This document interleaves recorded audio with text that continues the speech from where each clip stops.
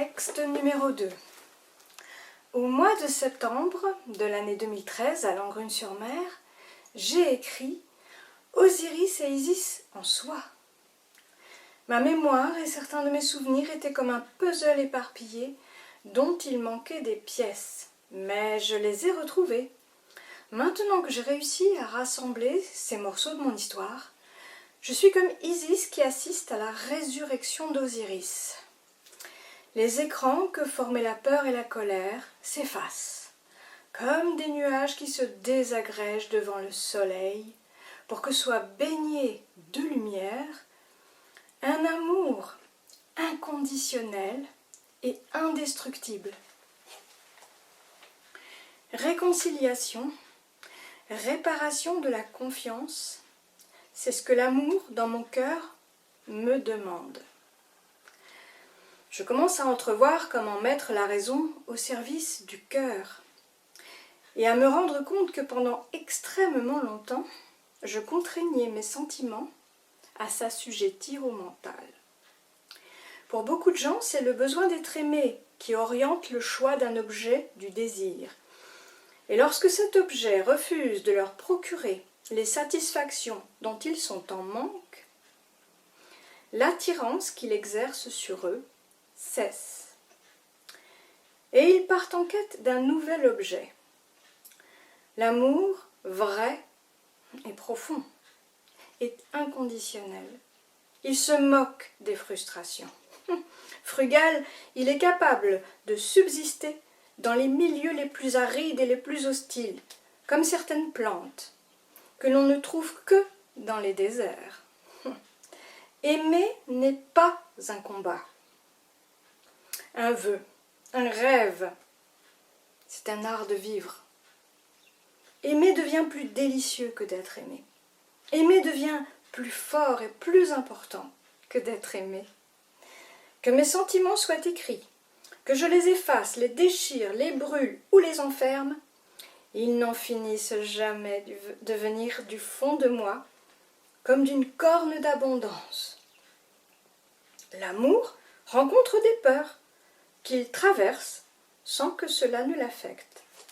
Qu'il soit perceptible par ma conscience ou pas, il est là. Aimer sans perdre la raison et raisonner sans que l'amour ne s'efface est possible.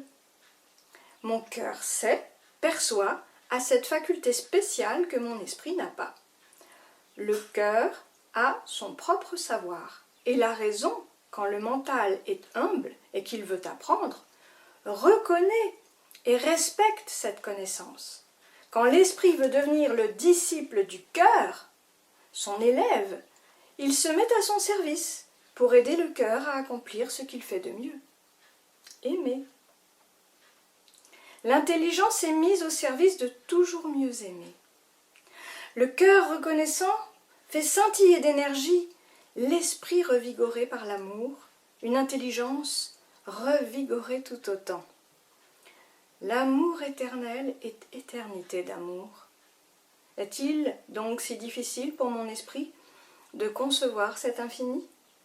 L'amitié et l'amour abolissent le temps. Hier, c'était tout à l'heure.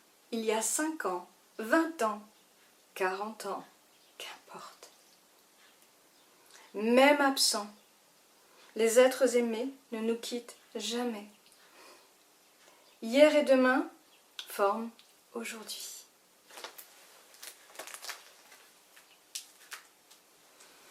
Texte numéro 3. Le 15 janvier de l'année 2014, à Langrune-sur-Mer, j'ai écrit « Ascendance invisible ». Je suis allée dans ce jardin sacré, ce pays de mon passé, inscrit dans ma mémoire, gravé dans mon cœur, accessible par la pensée. Par quel rêve, quel songe mon esprit m'a obligé à y retourner. À la source de mes larmes, j'ai reconnu le glacier de mes sentiments les plus élevés. J'ai entendu la musique de nos chants et de nos rires, réchauffée par le soleil d'un amour immense, éternel, intérieur, phénix immortel et guérisseur. j'ai éprouvé de nouveau ces chagrins, ces colères, puis nos joies et nos rigolades en cascade. Ces émotions ressuscitées m'ont redonné la vie et m'ont redonné envie. Je suis retournée dans ce vieux verger. Il continue de pousser si bien. N'a eu besoin d'aucun égard. Il a toujours vécu en moi.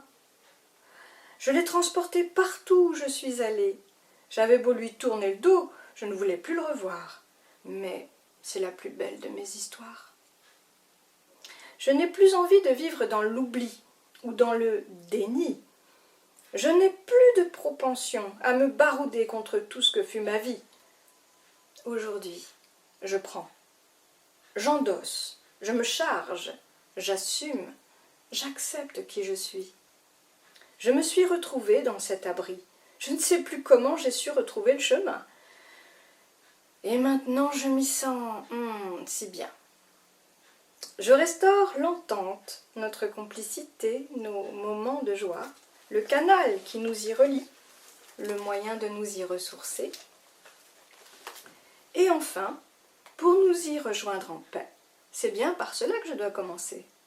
Que cette réconciliation se fasse en moi, dans mes pensées et dans mon cœur. Elle est la fondation de la vie que je construis. Et je comprends que ces bases sont ce qu'il y a de plus solide, comme les piliers des temples les plus anciens, l'origine de notre humanité. Oui, de cette mémoire découle notre survivance. Ces réminiscences sont les plus belles efflorescences de notre paradis. C'est notre enfance qui nous réunit, comme les racines des arbres qui s'entrelacent sous la terre, pour s'y accrocher quand les vents se déchaînent. C'est bien la plus belle des entreprises que je choisis de réussir aujourd'hui. Humble et personnel, choyez cet Éden, puisqu'il est notre trésor, et j'y consacre grand soin, pour que le meilleur en nous coule de source, sans plus aucune entrave.